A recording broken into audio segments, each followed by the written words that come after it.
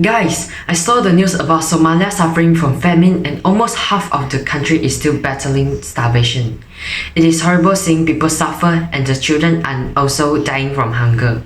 So, I think it's time we learn about famine. What is famine? Famine means a situation where a household experiences an extremely lack of food and other basic needs where it causes starvation and even worse death. Can you imagine at least 20% of the households in an area actually face extreme food shortage with the inability to cope with it? Now, let's talk about its effect. Due to famine, malnutrition is caused by lack of food or even eating food that isn't nutritious. Even worse, malnutrition can affect children to stunted growth, which can trigger lifelong disability, mental disorder, and development delays. Please imagine, if a family who is already facing difficulties with low income still has to risk all their resources on medical and health costs, they will suffer more for lacking house and food, which makes them indirectly being affected by famine. Furthermore, you may still think of it as a mere crisis, but it can fuel the insecurity of distrust of citizens toward to the government, and resulting to violence and terrorism due to poverty and political issues. In situations like this, people resort to terrorism to rebel against the government by hook or by crook, just to survive. Can you see now the reality of our world? When millions are suffering to survive and live to the next day, yet we are still being ignorant and taking everything for granted. Hence, it's time we be grateful for what we have and do our best to contribute to the community to fight against famine. Moreover, I believe you might be curious now. Why does famine happen? Well, Instructor Yiling, could you help me to explain the causes? Instructor Li Hong, the reason that you can see famine all around our world is by several factors, not just by one. Usually, people will just think that famine is caused by the economic of a country not being able to provide all the citizens with enough money to buy food. But although this is also one of the major factors of famine, it isn't the only one.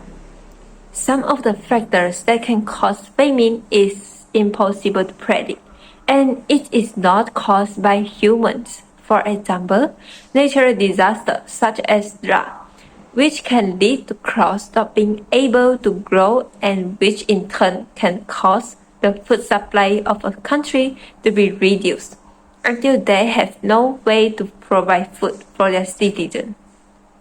And last, one of the most common and also horrible factors for causing famine is war. Because when in war, a country will divert all their resources toward the military, and this will hurt the economics of a country a lot. And not only will war cause the economic downfall of a country, but it will also cause the imports from neighboring countries to stop because of the dangerous conditions and conflicts. All this will cause food shortage in a country, which can lead to famine. Throughout our history, there has been many cases of famine. Interpreter Adrian, would you be so kind to give us a history lesson on them?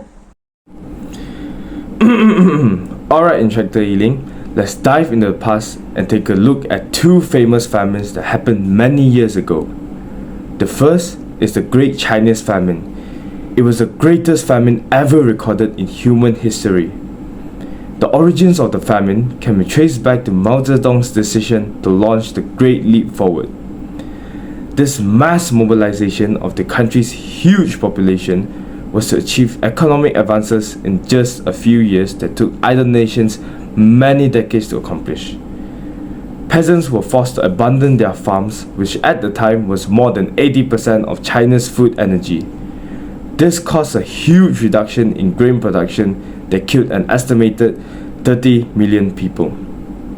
The Great Chinese Famine is rightly regarded as the deadliest famine and one of the greatest man-made disasters in human history. The second example that we will be looking at is the Great Famine, also called the Irish Potato Famine. It was a period of mass starvation and disease in Ireland from 1845 to 1849. During the Great Hunger, roughly 1 million people died, and more than 1 million fled the country, causing the country's population to fall by 20 to 25%. This famine was caused by a potato blight that affected potato crops throughout Europe during the 1840s. The famine and its effect permanently changed the island's demographic, political, and cultural landscape, producing an estimated 2 million refugees and spurring a centuries-long population decline.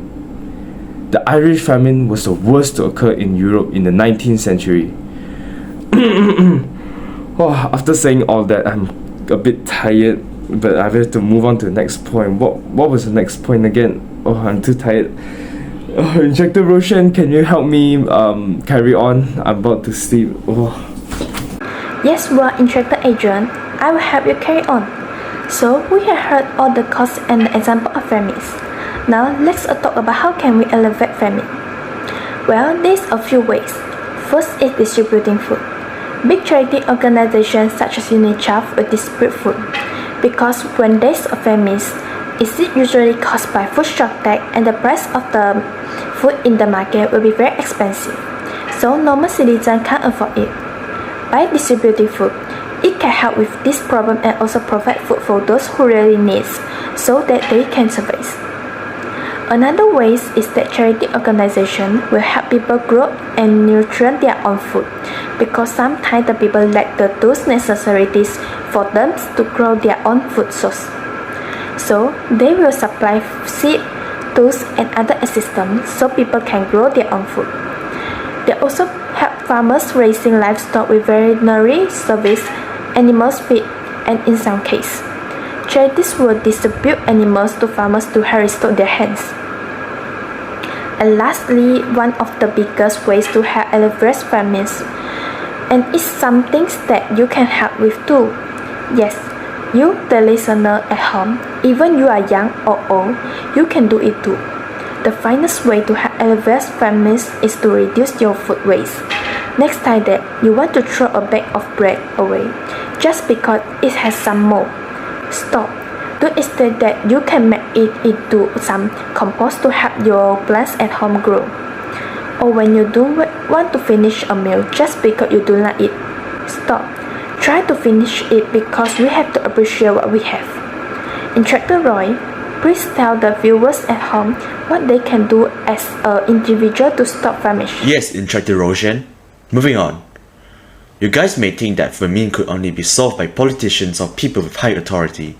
But no, that wasn't their only responsibility. We can also solve this problem. So basically, what we can do with our might is to spread awareness regarding famine. Ordinary people like us could potentially end famine if we know the happenings for famine. That realization could put pressure on lawmakers to implement plans to combat famine. Furthermore, third-party organizations such as Rotary can distribute food. When food is available in markets but might be scarce or expensive for some, organizations can distribute cash. Organizations and nationals also can distribute emergency food when necessary. So, in conclusion, famine itself isn't a child's play. It is way more disastrous than you imagine.